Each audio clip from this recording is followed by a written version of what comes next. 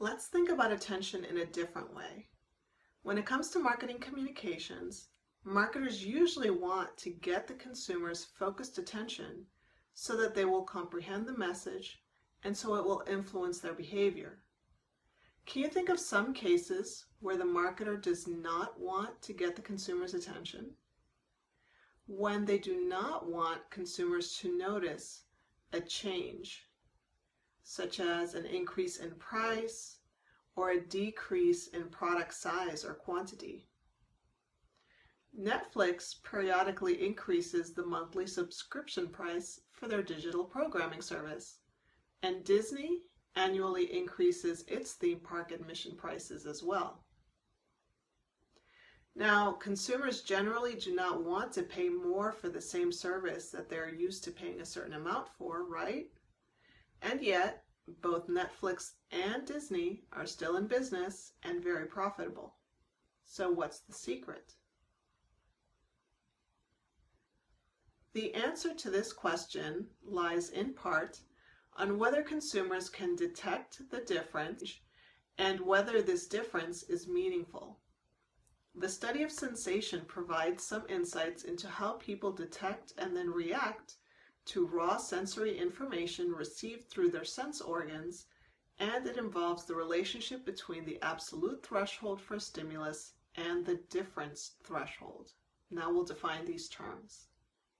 The absolute threshold is the level of intensity of a stimulus that a person can detect 50% of the time. The difference threshold, or just noticeable difference, also called JND, is the amount of change in the intensity of a stimulus that can be detected 50% of the time.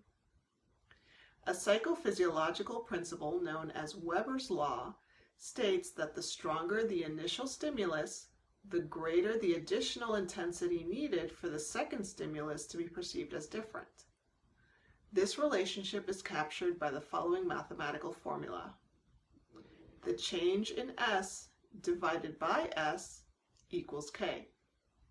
S stands for the initial stimulus value or amount, such as a price.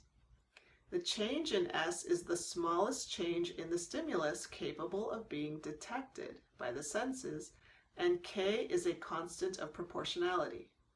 As an example, a marketer would engage in some market testing to find out how much of a difference consumers would notice in packages containing different amounts. Suppose that results show that 1 ounce would need to be added to a 10-ounce package before consumers notice that the two packages contain different amounts. Now, suppose the marketer has a 50-ounce box and wants to know how much to add before consumers detect a difference. According to Weber's law, the constant of proportionality equals 1/10. To determine how much to increase the package size, we would need to solve for the constant for JND as follows. So what's the answer? 1/10 of the package weight, in this case 5 ounces. So why does Campbell's Soup Company package its pork and beans in a 20 3/4 ounce can while a major competitor uses a 21-ounce can? Most likely this is because consumers wouldn't notice the difference perceptually. That is to say that 1/4 of an ounce is below the differential threshold of JND for their sensory perception. Marketers must consider the level of consumers' absolute threshold when designing marketing communications. Consumers only consciously perceive a marketing stimulus when it is sufficiently high in intensity to be above the absolute threshold. Therefore, if images or words or music in a commercial are too small or the sound level is too low, consumers will not consciously perceive the stimulus. The JND also varies with the level of the stimulus, in that as the absolute threshold of the stimulus increases, the size of the JND also increases.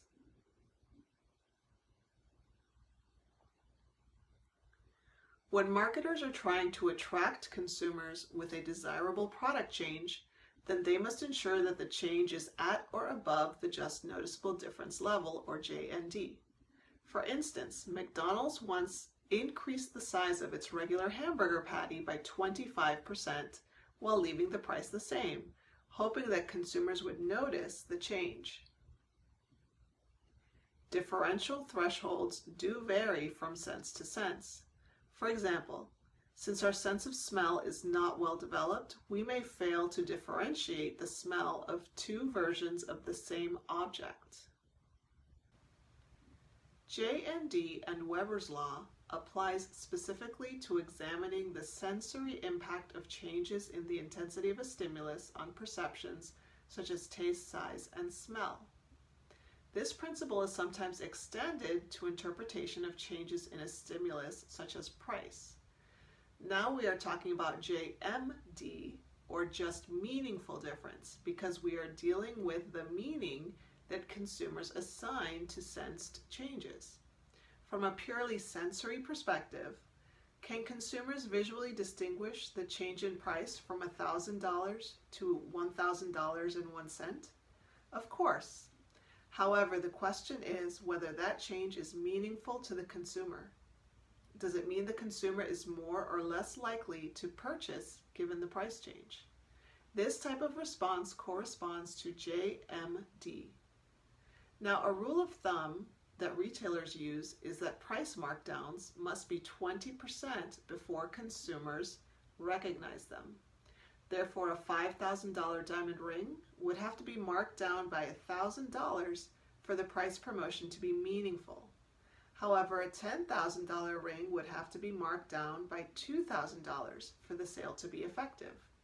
This means that the just meaningful difference, or JMD, is $2,000.